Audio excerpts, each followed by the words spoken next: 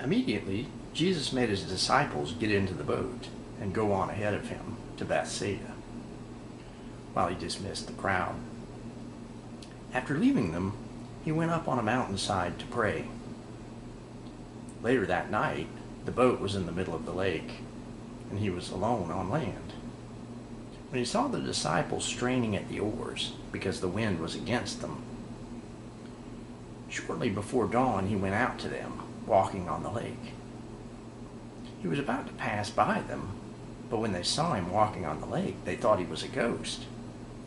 They cried out because they all saw him and were terrified. Immediately he spoke to them and said, "Take courage, it is I. Don't be afraid."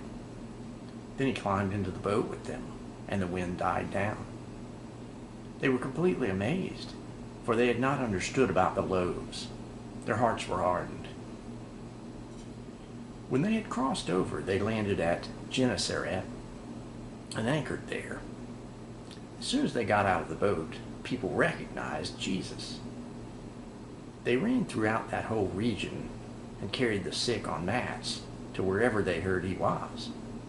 And wherever he went, into villages, towns, or countryside, they placed the sick in the marketplaces. They begged him to let them touch even the edge of his cloak, and all who touched it were healed.